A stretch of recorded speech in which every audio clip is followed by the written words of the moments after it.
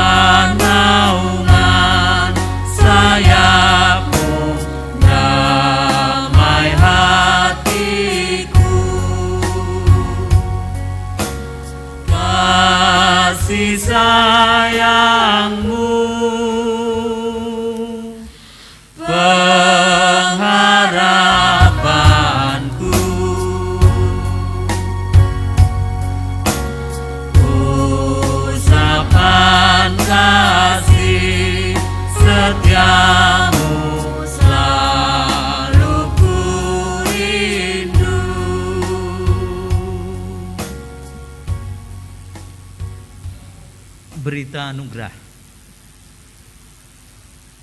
kepada kita yang mau berendah hati di hadapan Tuhan dan dengan tulus mau mengakui dosa-dosanya di hadapan Tuhan, maka Allah yang penuh dengan kasih akan mengampuni segala dosa kita.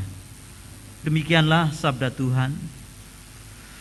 Siapakah Allah seperti Engkau yang mengampuni dosa dan yang memaafkan pelanggaran dari sisa-sisa miliknya sendiri, yang tidak bertahan dalam murkanya untuk seterusnya, melainkan berkenan kepada kasih setia.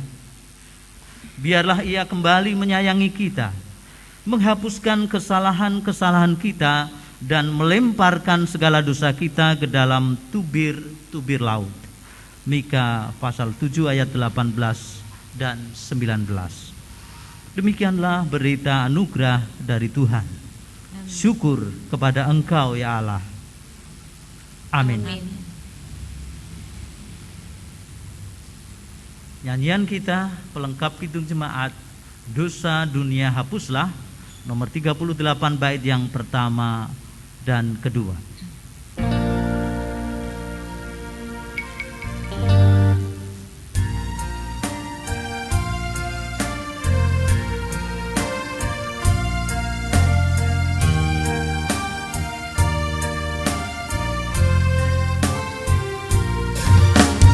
Dosa dunia hapuslah oleh kasih-Nya yang tulus. Aku pun dibasuhnya oleh darah-Nya yang kudus. Tak binasa jiwaku karena kasih-Nya penuh.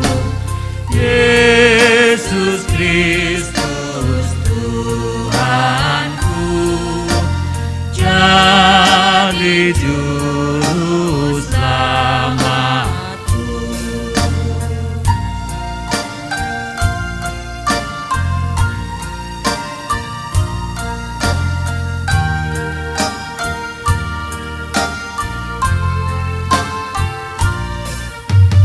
Kasih Tuhan yang kudus tidak mudah kupahami.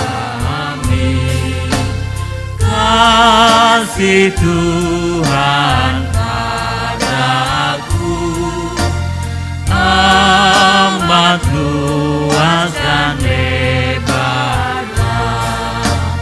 Rindu hatiku penuh jadi hamba Tuhanku. Ku berikan hidupku kini dan selamanya.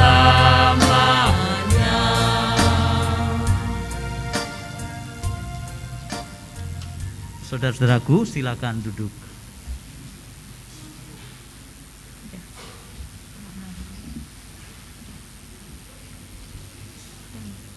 Kita memasuki pelayanan sabda dan marilah kita mendengarkan pembacaan firman Tuhan dari Alkitab. Injil Lukas pasal yang kelima ayat 1 sampai 11.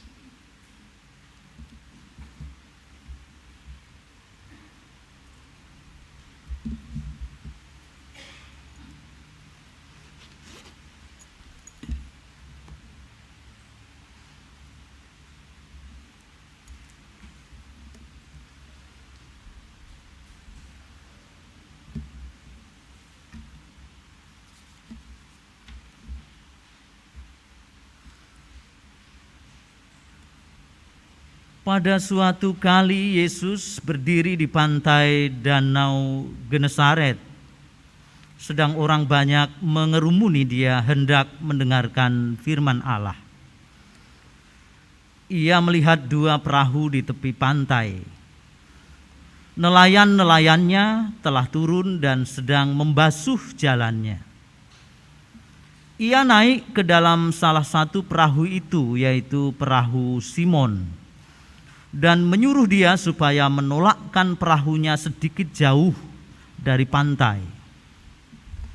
Lalu ia duduk dan mengajar orang banyak dari atas perahu.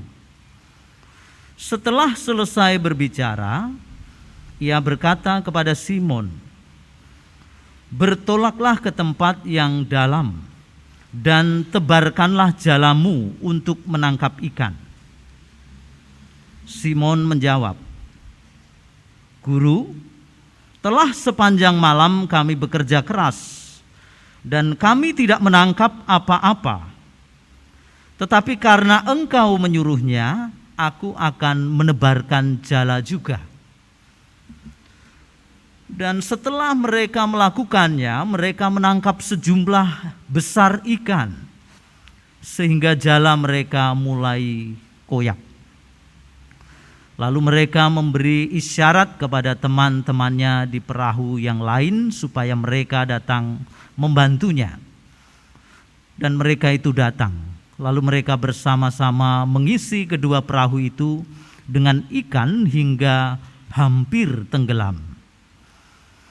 Ketika Simon Petrus melihat hal itu, ia pun tersungkur di depan Yesus dan berkata, "Tuhan, pergilah daripadaku, karena aku ini seorang berdosa." Sebab ia dan semua orang yang bersama-sama dengan dia takjub oleh karena banyaknya ikan yang mereka tangkap. Demikian juga Yakobus dan Yohanes, anak-anak Zebedius yang menjadi teman Simon. Kata Yesus kepada Simon, "Jangan takut, mulai dari sekarang engkau akan menjala manusia." Dan sesudah mereka menghela perahu-perahunya ke darat, mereka pun meninggalkan segala sesuatu lalu mengikut Yesus. Saudara-saudaraku, yang berbahagia adalah setiap kita yang mendengarkan firman Tuhan dan setia melakukannya di dalam hidupnya. Amin. Mari kita datang kepada Tuhan, mohon pimpinan Roh Kudus dalam pewartaan sabda Tuhan. Ya Bapa yang terkasih, kami datang kepadamu di dalam Tuhan Yesus Kristus. Kami telah membuka hati kami untuk mendengarkan firman Tuhan melalui pembacaan Alkitab yang kami terima pada hari ini. Kami juga akan mendengarkan renungan yang disampaikan oleh hamba-Mu yang telah Engkau utus sebagai pewarta sabda Tuhan. Dengan demikian kami yang mendengarkan maupun yang mewartakan sama-sama dipenuhi oleh Roh Kudus, sehingga apa yang Allah kehendaki dalam hidup kami, baik pribadi maupun kami bersama-sama dalam persekutuan, sungguh-sungguh dalam terang sabda Tuhan. Hidup yang diperbaharui, yang dituntun dan diarahkan oleh firman itu, sehingga hidup kami berkenan kepada Tuhan untuk kemuliaan Tuhan. Di dalam nama Tuhan Yesus Kristus kami berdoa. Haleluya. Amin.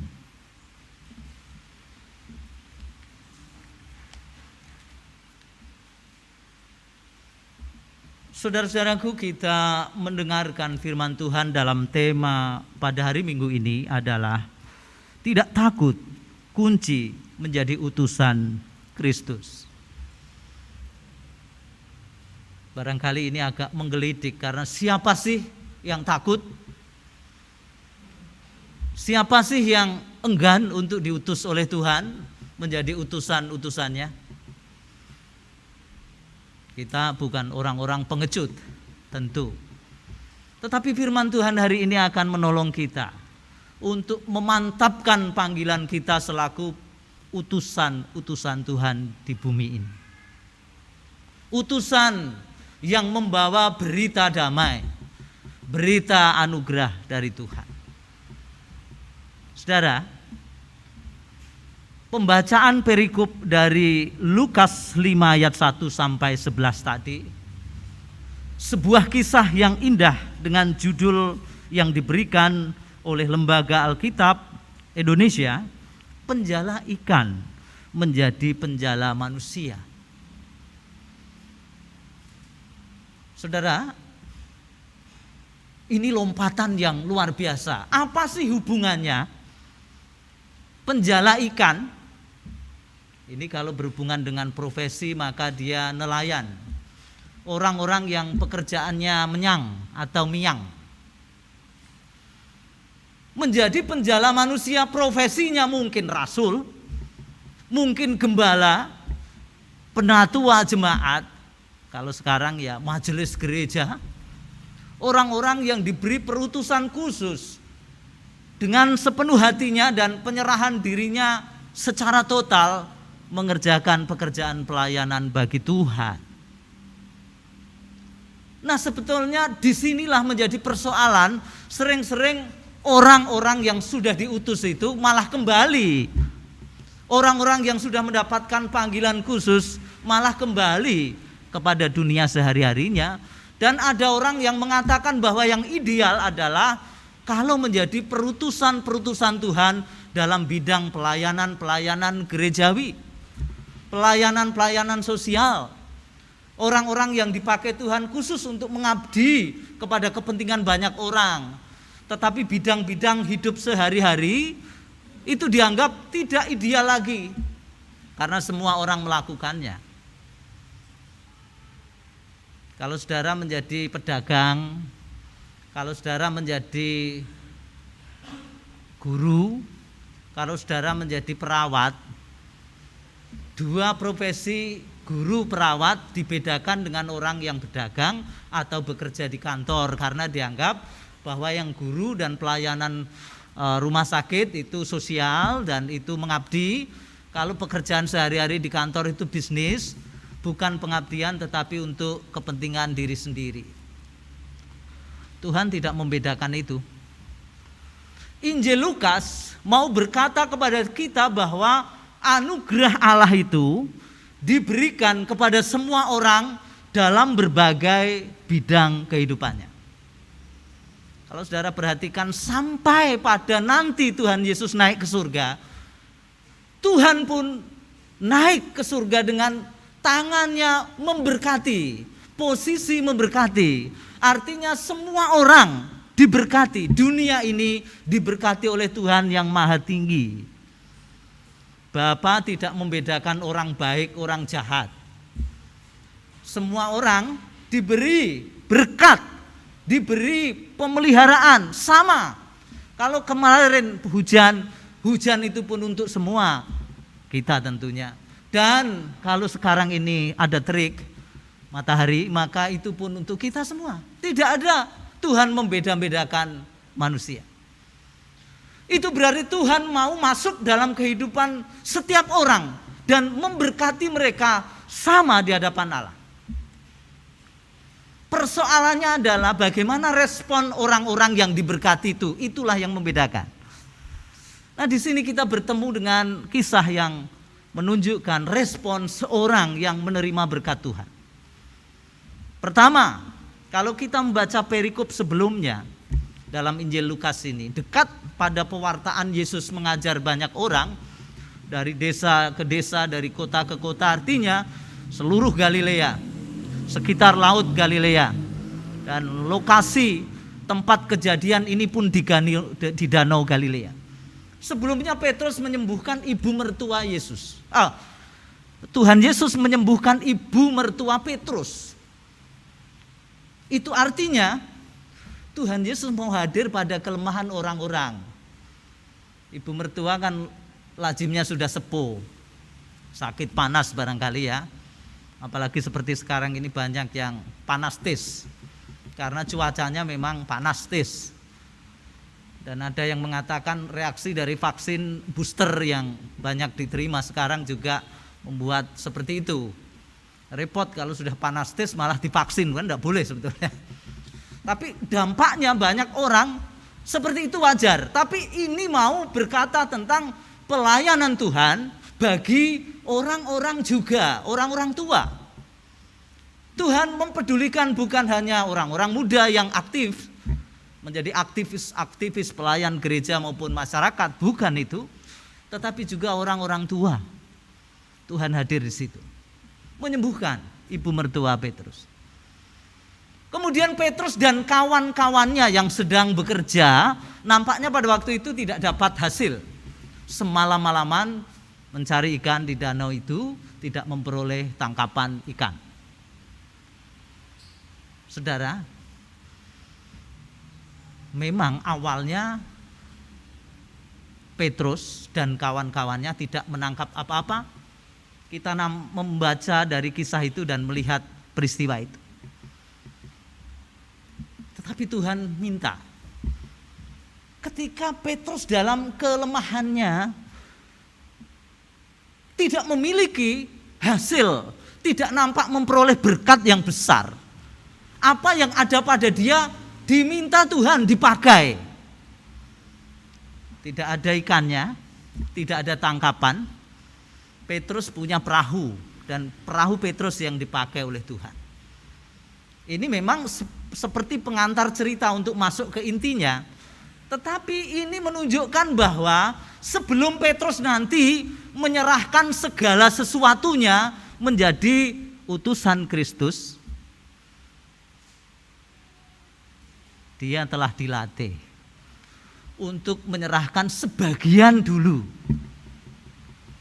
Ini menjadi ukuran. Orang bisa menyerahkan hidupnya untuk melayani Tuhan, diukur, dilihat dari sejauh mana ia telah belajar mempersembahkan sebagian-sebagian yang ada padanya. Nah, kalau orang mengatakan aku menyerahkan hidupku, seluruh hidupku bagimu, seperti nyanyian kita, dosa dunia hapuslah, PKJ 38 tadi, kalimat terakhir bait kedua. Ku berikan hidupku kini dan selamanya. Betulkah? Ku berikan hidupku, sementara Tuhan mengingini tanganmu, Tuhan mengingini kakimu saja Anda berat untuk melangkah dan bergerak. Tuhan mengingini partisipasi pikiranmu, kontribusi masuk. Anda diberi hikmat untuk dilayankan, itu saja berat. Sehingga banyak orang yang tidak perhatian dan tidak peduli terhadap pekerjaan bersama untuk kerajaan Allah. Ukurannya adalah ketika kita terbiasa dan sudah memberikan bagian-bagian hidup kita itu, maka ketika Tuhan meminta seluruh hidup kita, maka gampang, mudahlah itu. Ada proses untuk itu.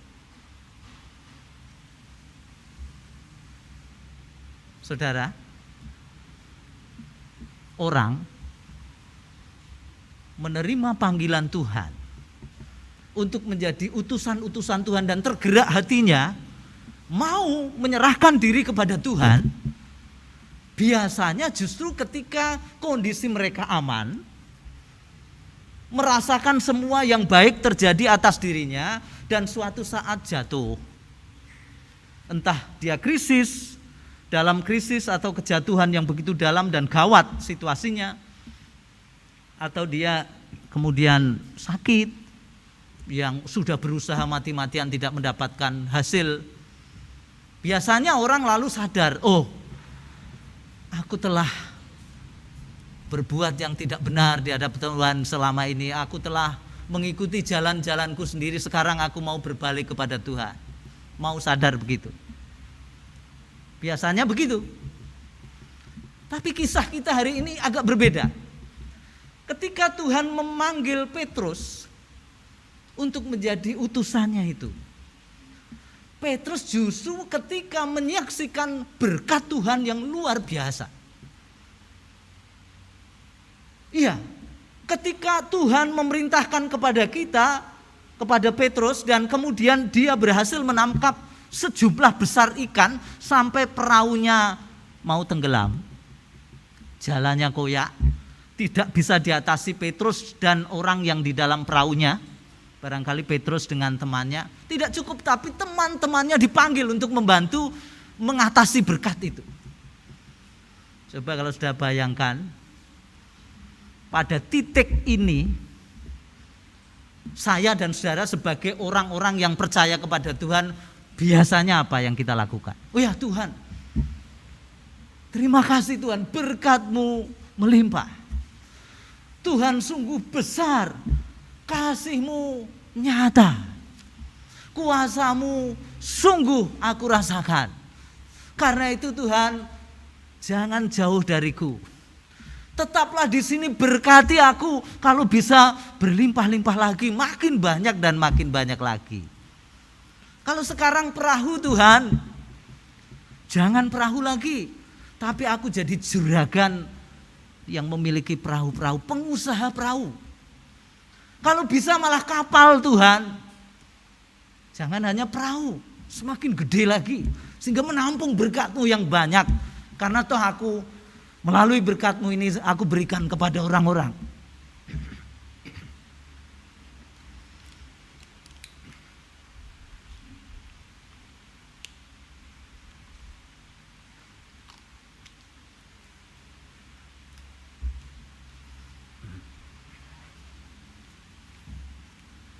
Lazimnya orang berpikir begitu. Tetapi berbeda dengan Petrus. Ketika diberkati berlimpah itu, dalam puncak keadaan dari krisis menjadi naik, dia justru sadar, tersungkur di hadapan Kristus, dan menyadari diri bahwa aku telah melakukan dosa. Bukan. Saudara tidak melihat di mana Petrus berdosa dalam tindakan ini. Perbuatan melawan Tuhan di mana, tidak. Wong, ketika Petrus yang merasa ahli mencari ikan tidak mendapat ikan, lalu Tuhan Yesus yang ahlinya mengajar, guru, memerintahkan dia. Barangkali Petrus bisa berkata, Tuhan Yesus, loh aku ini jagonya kalau masalah menangkap ikan. Lah kok Paduka yang ahlinya bukan ini memerintahkan begitu? Mana ada ikan di sini? Semalaman saya menangkap ikan, tidak ada hasil. Nah kok malah sekarang bukan saatnya menangkap ikan, waktunya bukan tepat untuk saat menangkap ikan. Lah kok malah Tuhan memerintahkan. Sebetulnya dia bisa begitu, tapi walaupun barangkali ada perasaan itu, dia pun akhirnya menyadari, ya karena Tuhan Engkau yang memerintahkan, maka aku lakukan juga. Nah ini kan sikap penaklukan sebetulnya. Sikap seorang yang ahli tapi mau tunduk kepada orang yang berbeda, yang dianggap bukan profesinya. Ya Tuhan memang jago dalam hal mengajar banyak orang, tapi dalam menangkap ikan mana mungkin. Apalagi Tuhan Yesus itu keluarganya bukan tukang penangkap ikan, tukang kayu. Ini justru menyatakan sikap Petrus mau menundukkan diri dengan keberadaannya kepada perintah Tuhan. Justru sikap positif. Banyak orang yang ngeyel dengan Tuhan malah lalu mengabaikan firman Tuhan, mengikuti kemauannya sendiri dan merasa dia mampu melakukannya sendiri, tidak perlu Tuhan. Ini tidak. Petrus malah mau. Tapi mengapa ketika itu terjadi, berkat itu diterima, berkat yang besar itu, Petrus justru tersungkur dan mengakui, aku orang berdosa, pergilah Tuhan. Bukan datanglah terus Tuhan kepadaku, dekatlah Tuhan terus padaku dan berkatilah aku. Tidak. Ini pengajarannya, saudara-saudara. Kehidupan perutusan-perutusan Kristus. Orang-orang yang menjawab penugasan dari Tuhan. Utusan Kristus yang melaksanakan perutusan dari Kristus. Sikapnya itu seperti Petrus ini. Dia memiliki betul-betul rasa takjub melihat anugerah Tuhan yang dicurahkan kepadanya, sekalipun itu hanya ikan. Loh, perkara mendapat rezeki kok sungguh tersungkur hatinya, takjub di hadapan Tuhan. Aku ini siapa toh sampai Tuhan memelihara aku seperti ini. Pengalaman hidup sehari-hari dalam berkat Tuhan diresponnya dengan spiritualitas, dengan sikap hatinya, dengan menjadi pengalaman rohani, bukan sekedar perkara-perkara biasa. Saya dan saudara mungkin diberi berkat dan pengalaman dipelihara Tuhan lebih dari Petrus. Tapi apakah membuat kita sungguh-sungguh mau semakin rendah hati tersungkur di hadapan Tuhan dan mengaku bahwa aku ini ada, bisa menjadi seperti ini dan memperoleh ini semua karena anugerah-Mu Tuhan, karena berkat-Mu. Lalu aku bersedia untuk memberi diriku kepadamu. Memang banyak orang sudah mengkhotbahkan, banyak orang yang mengkritik gereja sekarang, banyak orang Kristen yang lebih cinta berkat Tuhan daripada pemberi berkat. Orang lebih senang menerima berkat Tuhan daripada hidup karib dengan sang pemberi berkat dan takjub akan kuasa dan kemuliaan serta kasih sang pemberi berkat. Yang melandasi perutusan kita sebagai orang-orang Kristen semestinya seperti Petrus ini, yang takjub akan pemeliharaan Tuhan dalam hidup sehari-harinya, yang kemudian rela meninggalkan segala yang ada padanya, semuanya ditinggalkan untuk lebih dekat kepada Tuhan, bukan untuk sekedar hanya menikmati berkat-berkat yang semakin banyak, tetapi bersedia mengubah orientasi hidupnya yang dulu hanya berpikir cetek seperti orang lain.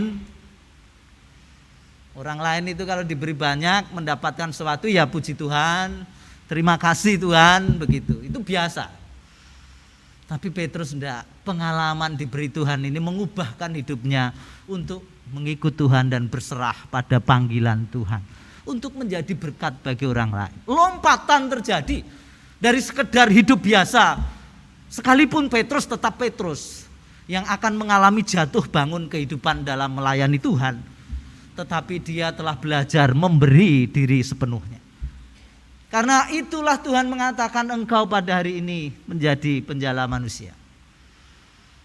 Panggilan itu diberikan kepada orang-orang yang merespon berkat-berkat Tuhan yang diterimanya dengan tulus hati, dengan kerendahan hati, dengan penuh syukur, dan ucapan syukurnya adalah kesediaannya untuk menjadi penjala orang. Artinya apa? Penjala orang, jipu orang dimasukkan ke pes. Bukan. Itu sebuah penggambaran. Ada perubahan yang terjadi oleh karya Tuhan ketika kita merespon panggilan dengan sepenuhnya. Tuhan bersama Petrus untuk membawa orang-orang itu berada bersama Kristus dalam kemuliaannya. Pada titik ini apakah saudara meragukan dan menjadi takut karena aku siapa Tuhan? Seperti khotbah kemarin minggu. Aku masih muda, aku belum berpengalaman, aku takut nanti kalau dicela. Banyak orang-orang Kristen yang menjadi ketakutan untuk menjadi utusan-utusan Tuhan gara-gara dibayang-bayangin nanti kalau aku dicela. Saya berkali-kali mengingatkan bahwa jangan putus-putusnya untuk melakukan kepada Tuhan dengan sepenuh hatimu. Karena dimulai dari sebagian yang ada padamu, Tuhan akan mampu, sanggup menjadikan hidupmu seluruhnya menjadi perutusannya. Dan apa yang kamu kerjakan sepertinya kecil, tetapi bermakna besar. Saudara ingat, berapa orang Kristen yang hatinya disentuh oleh nyanyian-nyanyian saudara? Berapa orang Kristen yang semakin diperbarui dan dikuatkan oleh lagu-lagu yang saudara nyanyikan? Karena itu saya bersyukur bahwa banyak orang yang bergerak dalam pelayanan musik di gereja ini. Sepertinya belajar musik umum, tidak semua belajar musik gerejawi. Baru awal-awal ini mulai direspon pelayanan musik gerejawi. Tapi mari apa yang Tuhan berikan kita pakai menjadi sarana untuk menjala orang. Pujian saudara, kemampuan saudara menggubah nyanyian-nyanyian itu menyemangati, menasihati. Kata-kata firman Tuhan yang dirangkai begitu indahnya Dan kadang juga betapa kerasnya nyanyian-nyanyian itu mengingatkan kita, kok tidak sesuai dengan nyanyian itu ya. Nyanyinya semangat, aku diberkati, sepanjang hidupku diberkati. Tapi begitu ada rasa kurang sedikit, padahal masih memiliki banyak loh. Kurang sedikit saja sudah merasa Tuhan rekoso. Tuhan, kok aku tidak diberkati seperti orang lain? Seperti itu. Kita tidak boleh menjadi anak-anak Tuhan yang lupa siapa pemberi berkat. Ucapan terima kasih kita wujudkan dalam sikap kita. Berikan hidupmu dipakai Tuhan dalam bidang apapun yang engkau kerjakan sekarang ini. Tuhan, saya ini kan orang tua. Isone mung ning gereja. Itu aja kalau orang tua sekarang tidak boleh keluar-keluar. 60 tahun ke atas tidak boleh keluar. Bagaimana Tuhan? Ibu-ibu, bapak-bapak yang sepuh, baik yang ada di gereja ini maupun yang di rumah, panjenengan bisa melayani. Dengan keterbatasan yang ada dalam situasi ini, panjenengan tetap bisa menjadi pendoa-pendoa bagi pelayan-pelayannya, bagi kehidupan ini. Dan saudara tahu, Injil Lukas mengajari kita, Tuhan Yesus di samping mewartakan Injil kepada banyak orang, Tuhan Yesus pun berdoa. Itu artinya apa? Pelayanan Allah yang menjadi manusia, supaya menjadi teladan bagi kita, hidup sebagai manusia yang benar di hadapan Tuhan. Nanti saudara tahu, dalam kisah Injil Lukas ini banyak sekali Tuhan mengambil waktu sendiri untuk berdoa. Kira-kira apakah Tuhan Yesus berdoa hanya untuk dirinya sendiri? Tentu tidak. Pekerjaan Allah supaya terjadi dan dikerjakan oleh banyak orang. Supaya Allah dipermuliakan oleh banyak orang. Saya teringat ketika ibu-ibu mengajari dengan keterampilan praktis anggota-anggota komisi wanita ini dengan hal-hal sederhana. Yang barangkali itu bisa dilakukan seperti saudara kalau melihat YouTube. Waktu itu masih relevan karena YouTube belum banyak seperti sekarang. Pertanyaan saya, apakah ketika semua sudah ada di YouTube, lalu ibu-ibu gereja sudahlah tinggal nonton YouTube? Mau merangkai bunga sudah banyak sekali, mau memasak sudah gampang sekali. Lalu apa yang dikerjakan komisi wanita? Semuanya sudah diwakili oleh mereka semua. Ya tinggal persekutuan doa karena tidak bisa diwakili YouTube. Masa itu loh contoh persekutuan doa begitu, kan tidak.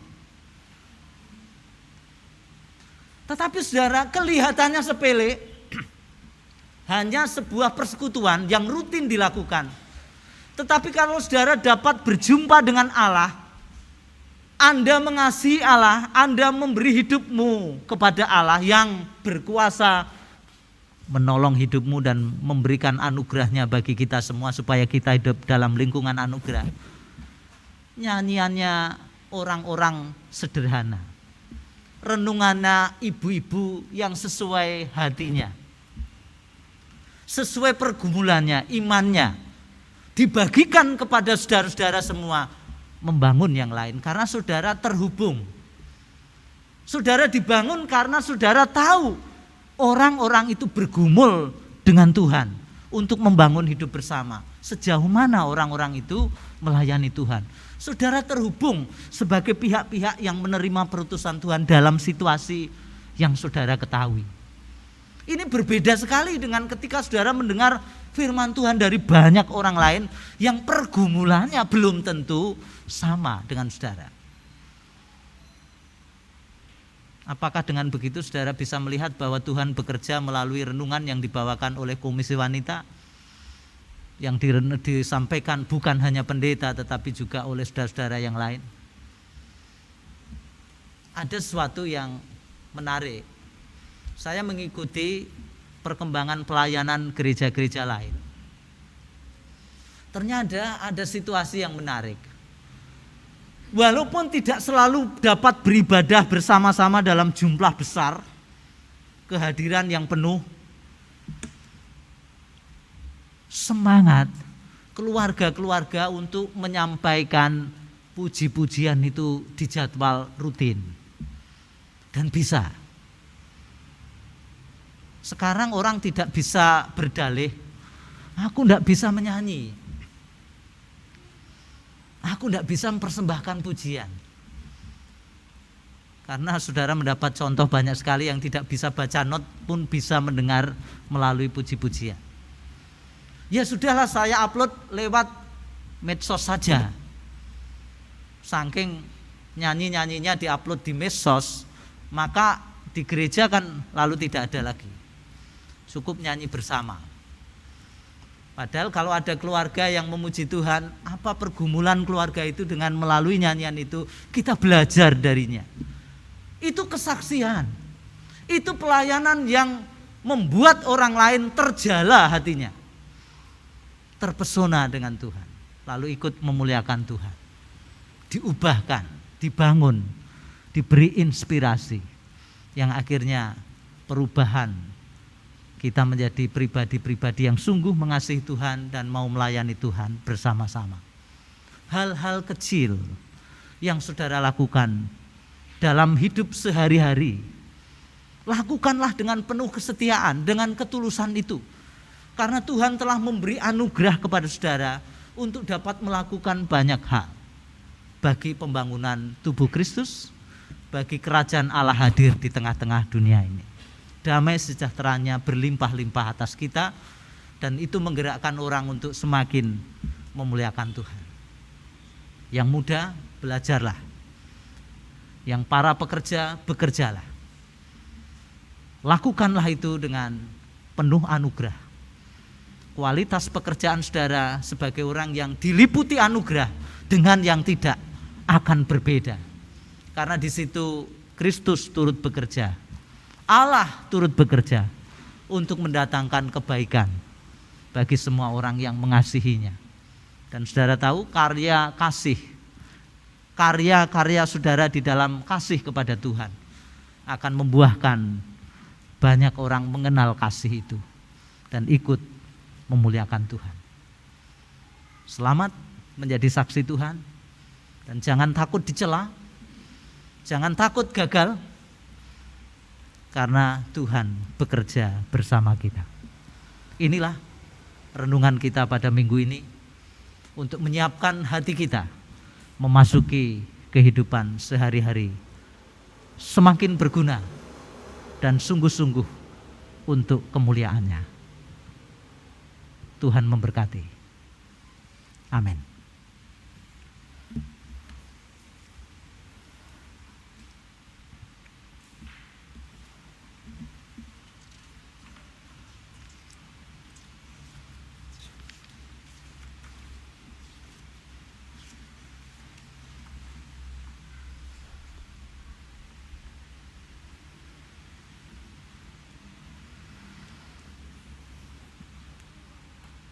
Kita bersehati berdoa, menyatakan doa syukur dan syafaat kita. Kita akan akhiri doa kita nanti dengan mengucapkan doa Bapa kami bersama.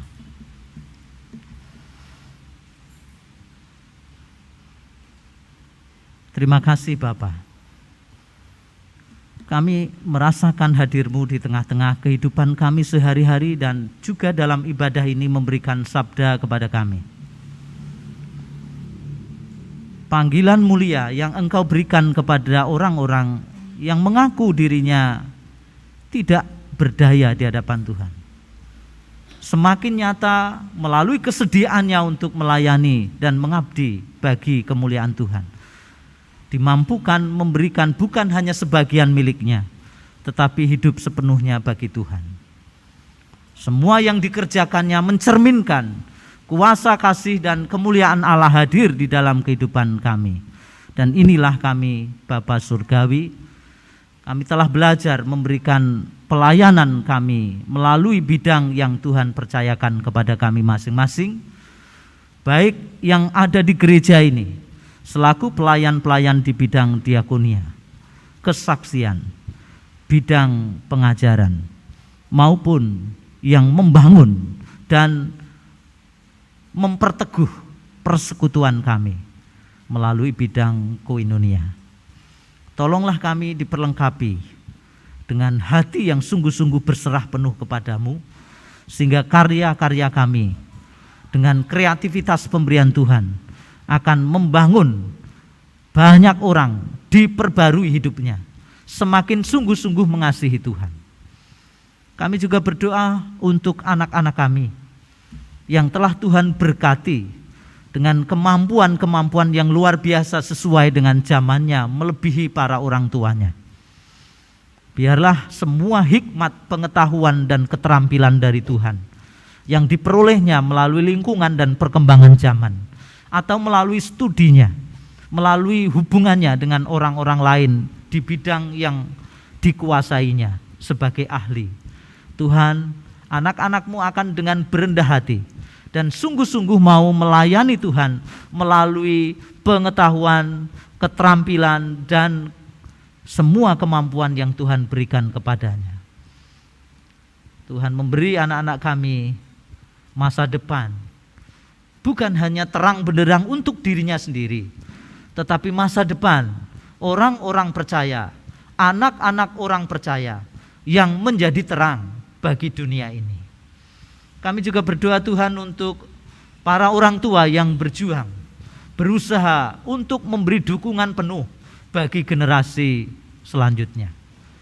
Kami berdoa upaya-upaya yang dilakukan melalui pekerjaan sehari-hari, memenuhi kebutuhan keluarga, dengan bekerja, dengan berusaha. Semua dilakukan dalam Tuhan dan Tuhan memberkati, dan apa yang kami peroleh sungguh-sungguh bukan karena usaha kami semata, tetapi karena Tuhan pun bekerja dalam setiap usaha untuk mendatangkan hasil, supaya hasil ini dapat kami pergunakan sebaik-baiknya untuk membangun kehidupan kami dalam damai sejahtera. Bapak, kami berdoa juga untuk anak-anak Tuhan yang saat ini dipersiapkan untuk memasuki pelayanan penyerahan anak. Tuhan berkati anak-anak-Mu sejak dini mereka mengenal Tuhan melalui didikan dan asuhan orang tua dan ketaatannya kepada Kristus. Hidup di tengah-tengah keluarga yang sungguh-sungguh mengasihi Tuhan, dan akhirnya anak-anak kami pun menjadi generasi pelayan Tuhan pada zamannya. Kami juga berdoa untuk anak-anak kami yang saat ini sedang mempersiapkan diri untuk membangun hidup berumah tangga. Tuhan, tolonglah supaya mereka semua melakukannya di dalam Tuhan. Persiapan hatinya, persiapan diri sepenuhnya dengan segala berkat yang Tuhan berikan dalam hidupnya, dapat dilayankan untuk tegaknya rumah tangga yang sungguh takut akan Tuhan. Berkatilah anak-anak-Mu dalam usaha mempersiapkan diri membangun keluarga berdamai sejahtera, keluarga yang kokoh di dalam Kristus, yang mengasihi Tuhan dan menjadi saluran berkat Tuhan bagi banyak orang. Kami berdoa juga Tuhan untuk anak-anak Tuhan yang saat ini ada di rantau, jauh dari lingkungan kami. Namun Tuhan tetap menyertai mereka dalam pergumulan hidup. Tuhan memberi perlindungan, pemeliharaan yang cukup, dan mereka semua tetap merasakan bahwa Tuhan hadir dalam pergumulan hidupnya, dan dimanapun mereka berada akan menjadi berkat bagi semua orang. Kami berdoa Tuhan untuk orang-orang tua yang saat ini harus hidup dalam perawatan dan dukungan keluarga. Berkati orang-orang tua kami tetap dapat menikmati hari-harinya, sekalipun mereka tidak utuh sebagai suami istri, tetapi Tuhan mengasihi mereka melalui kehidupan anak-anaknya, keluarganya, dan kasih itu akan meneguhkan dan mengenyahkan ketakutan untuk menghadapi kenyataan seberat apapun. Karena itu Bapa, oleh kasih-Mu yang kami kerjakan, kami nyatakan dalam kehidupan bersama melalui pelayanan kepada orang tua kami, sungguh-sungguh para generasi tua ini hidup dalam damai sejahtera Tuhan. Kami juga berdoa Tuhan untuk pergumulan gerejamu dalam persiapkan diri melanjutkan pekerjaan pelayanan dengan generasi atau periode kemajelisan yang akan datang.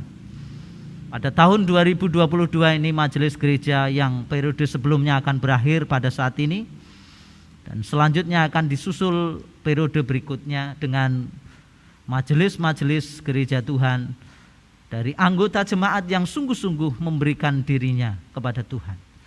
Persiapkan hati kami untuk ambil bagian dalam pelayanan ini, supaya pekerjaan Tuhan terus berlangsung dan semakin nyata apa yang Tuhan mulai, bahwa Tuhan telah memberikan firman, dan firman itu akan sungguh-sungguh menghidupi kami dalam seluruh gerak langkah hidup menggereja di tengah-tengah dunia yang semakin penuh tantangan, yang semakin tidak mudah karena berbagai hal pengaruh budaya dan cara hidup orang-orang di dunia ini.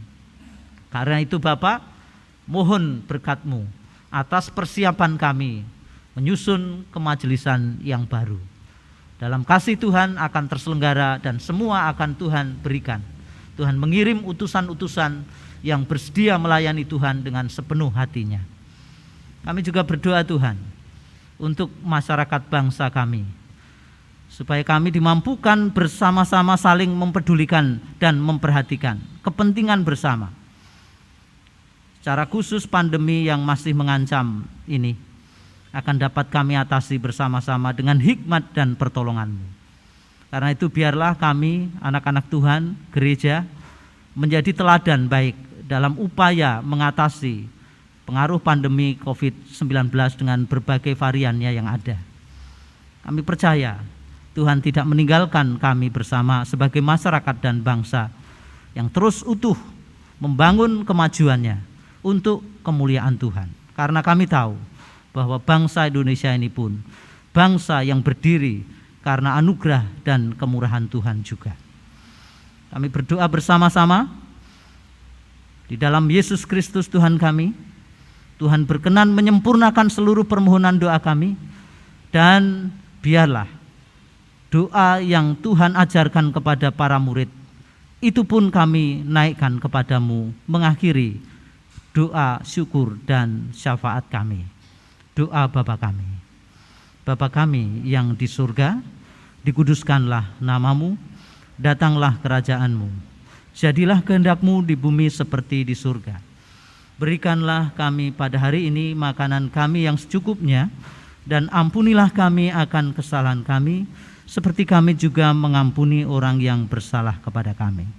Dan janganlah membawa kami ke dalam pencobaan, tetapi lepaskanlah kami dari yang jahat.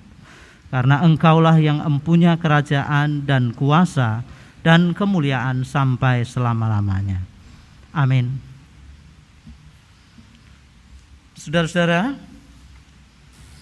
mari persembahan syukur kita naikkan kepada Allah dan didasari oleh firman Tuhan demikian. Berilah kepada Tuhan kemuliaan namanya, bawalah persembahan dan masuklah ke pelatarannya. Sujudlah menyembah kepada Tuhan dengan berhiaskan kekudusan.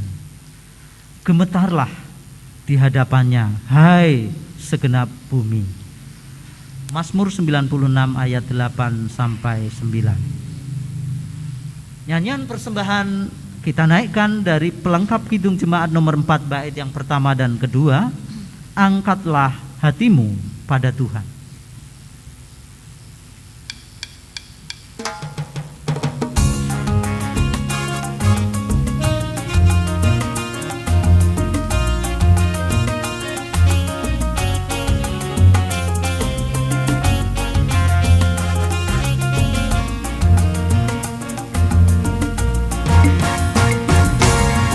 Angkatlah hatimu pada Tuhan, bunyikan kecapi dan menari.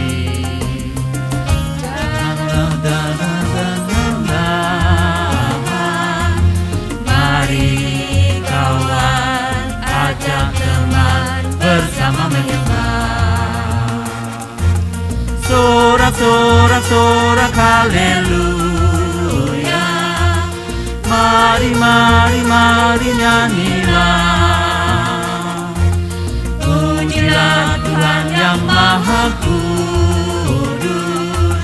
Mari kawan, ajak teman, bernyanyilah terus.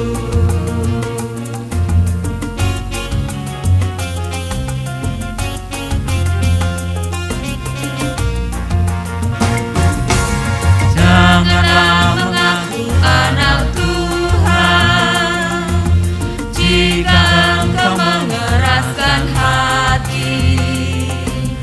Jadilah pelaku firman Tuhan. Mari kawan, ajak teman, bersama menyembah. Sorak-sorak haleluya.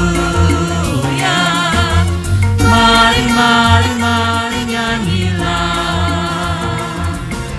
Pujilah Tuhan yang Maha Kudus. Mari kawan, ajak teman, bernyanyilah terus.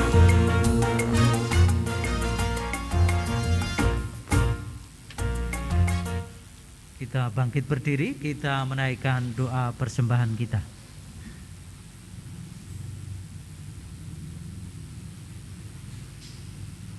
Kami datang kepadamu ya Bapa yang sudah memberikan kami pemeliharaan yang begitu sempurna. Engkau sudah memberi dirimu menjadi penebus bagi kami di dalam Tuhan Yesus. Sungguh anugerah-Mu besar.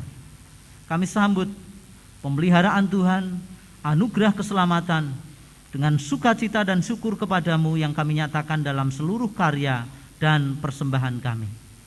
Baik persembahan pujian kami, doa-doa kami, maupun uang yang sebagian kami ambil dari milik kami yang berasal dari Tuhan.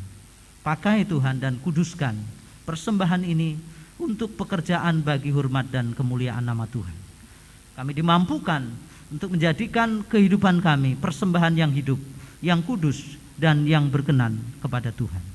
Kami serahkan sepenuhnya kehidupan kami bersama-sama dengan keluarga kami dan segenap orang yang ada di dalam lingkungan kami.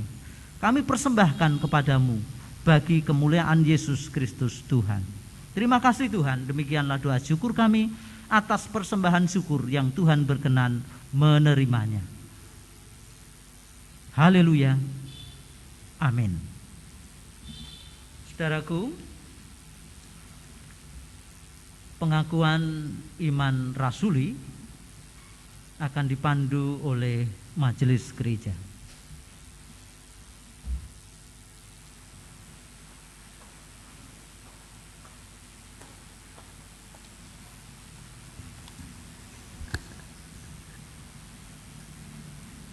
Bapak, Ibu, dan Saudara yang terkasih dalam nama Tuhan Yesus Kristus, firman Tuhan yang telah kita dengarkan biarlah senantiasa membangun kehidupan kita menjadi lebih dewasa di dalam Tuhan kita Yesus Kristus. Mari kita meneguhkan kedewasaan iman kita dengan mengikrarkan pengakuan iman kita, yaitu pengakuan iman rasuli. 1. Aku percaya kepada Allah Bapa yang Maha Kuasa, Khalik langit dan bumi. 2. Dan kepada Yesus Kristus anaknya yang tunggal Tuhan kita. 3. Yang dikandung dari Roh Kudus, lahir dari anak darah Maria. 4. Yang menderita di bawah pemerintahan Pontius Pilatus, disalibkan, mati dan dikuburkan, turun ke dalam kerajaan maut. 5. Pada hari ketiga bangkit pula dari antara orang mati. 6. Naik ke surga, duduk di sebelah kanan Allah Bapa yang Maha Kuasa. 7. Dan akan datang dari sana untuk menghakimi orang yang hidup dan yang mati. 8. Aku percaya kepada Roh Kudus. 9. Gereja yang kudus dan am, persekutuan orang kudus. 10. Pengampunan dosa. 11. Kebangkitan daging. 12. Dan hidup yang kekal. Jemaat, silakan duduk kembali.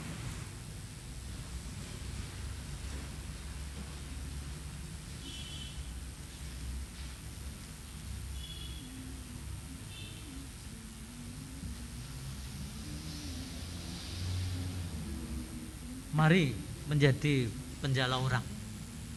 Nyanyian pengutusan kita dari Kidung Jemaat nomor 431. Nyanyian ini kita nyanyikan 2 kali.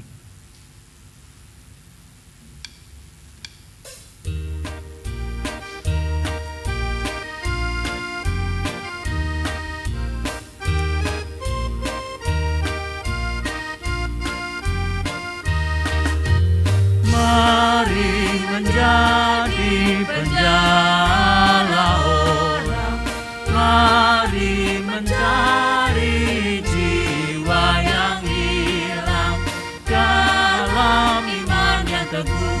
Isi bukaku penuh, bawa jiwa yang berharga masuk rumah Bapa.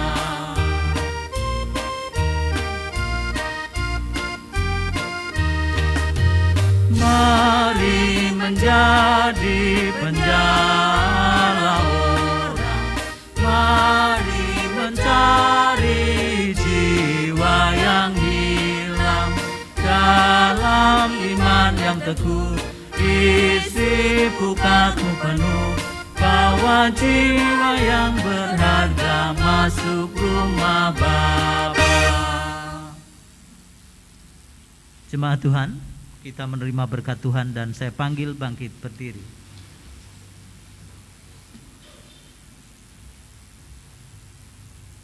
Saudara-saudaraku, masukilah kehidupanmu sehari-hari dengan pemeliharaan kasih dan berkat Tuhan, sebab kita hidup dalam lingkungan anugerah. Tuhan memberkati engkau dan melindungi engkau. Tuhan menyinari engkau dengan wajah-Nya dan memberi engkau kasih karunia. Tuhan menghadapkan wajah-Nya kepadamu dan memberi engkau semua damai sejahtera. Amin. Kasih Tuhan mengiringimu.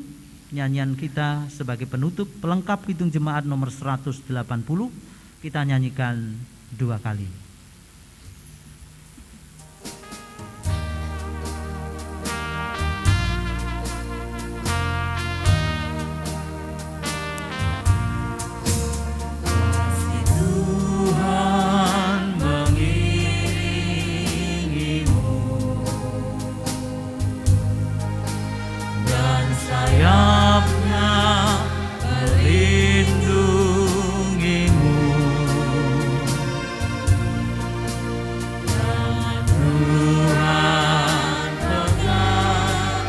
Di dalam hidupmu, majulah dalam terang kasih-Nya. Kasih Tuhan mengiringimu dan sayap-Nya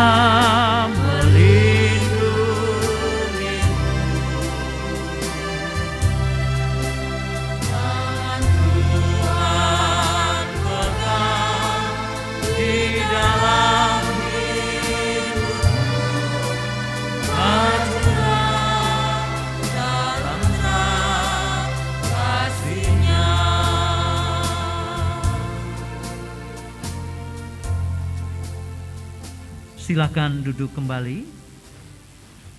Saat teduh buat saudara dan menaikkan doa syukur secara pribadi sebagai tanda ibadah kita usai.